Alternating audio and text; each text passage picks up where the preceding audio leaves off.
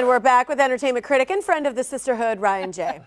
What does that mean? I don't know. We'll find out. I don't know. I like it. Good to see you. Yeah. Good to see you too. Yeah. All right. So let's break down this first one because I feel responsible because this is something I used to do is airdrop things. This is a movie called Drop. Yeah. This is all about that, right? So have you seen the trailer for this? No, oh, okay. but I should. The trailer was great. It's a bit of a bait and switch. If you see the trailer, it looks like it starts off as a rom-com. It's kind of cute, and then suddenly it turns this corner into like hardcore thriller. Okay. And it's very exciting. And that is basically what this movie is. This woman is on a first date at this very swanky Chicago restaurant, and then suddenly they're totally derailed because she starts getting airdrop messages from someone threatening to hold her son hostage if she doesn't, you know, murder the man she's on a date with.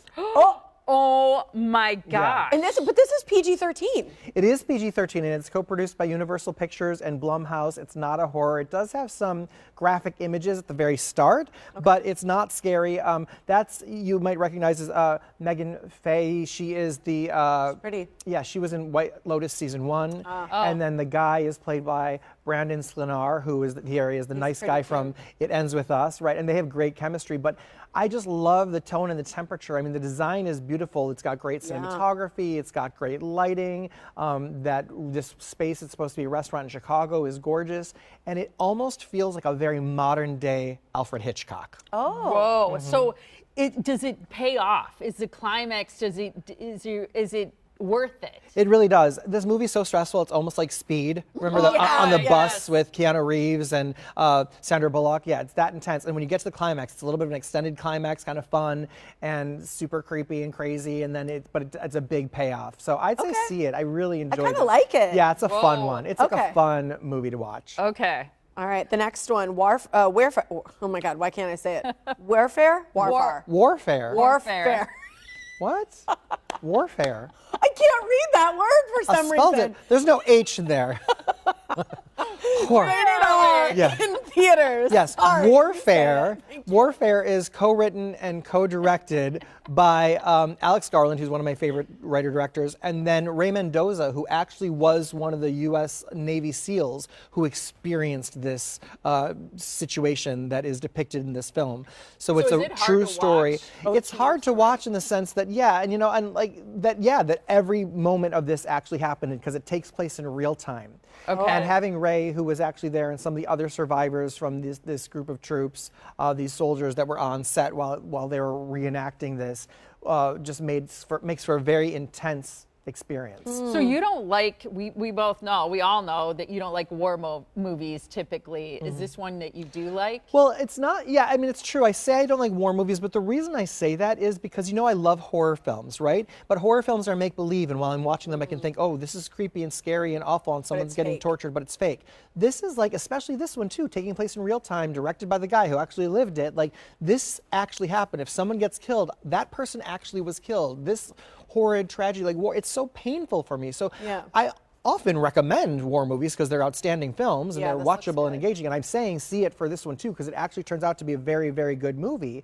But it's hard to watch knowing that it is real. This really took place. It's a reenactment, so that's a little bit easier. But Michael Gandolfini is in it. That's James Gandolfini's son, and some other stars you might recognize. But it's intense. Yeah, and that's in theater, so on the big screen, I would imagine it's even more intense. If you're a veteran or you really like war movies, you enjoy it. Okay. What about The Last of Us Season 2? Now, this is on HBO Max. How come I haven't seen this?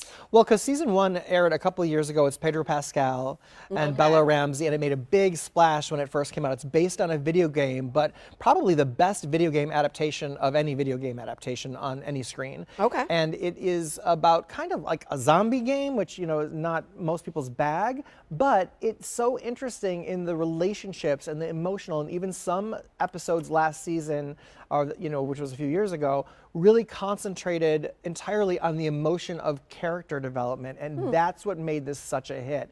Great performances, great storytelling, great acting, great writing. Now, Season 2 starts this Sunday with Episode 1, and it levels up because these zombie mushroom people are evolving. And interestingly, Catherine O'Hara joins the cast, but in a very dramatic role. I've never seen her like this before, and she does it. And she's not funny? No, it's a dramatic role, and she's really fantastic. And there's some other new additions, so I don't want to do too many spoilers, but stream it. It is just as good and deep and provocative as the original. Okay. Season Wow. was. Just took a while. I think because of the writer's strike and everything else, it really took a while for us to get the second season. All right. Okay. I like it. And Skylight Music Theater, you got a special announcement. Yes, Sister Act is now playing. I just saw it opening night, and this was the first time I saw a show where there were like wows throughout the audience. It's so funny, and the performances are so strong that people were like audibly reacting, like wow, as people were singing. It was amazing. And so I'm going to be in it. Yay!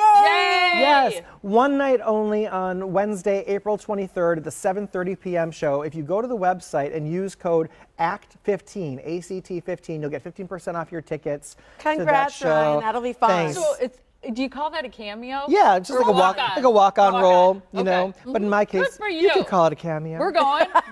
We'll be there. Going. Oh, good. I'm Yeah, glad you're I love it. coming. It'll Thank be you. fun. Ryan. All right, you can Appreciate follow it. Ryan J on social media at Ryan J Reviews, and for his full archive of entertainment reviews to help you decide what to see, stream, or skip, it's RyanJReviews.com.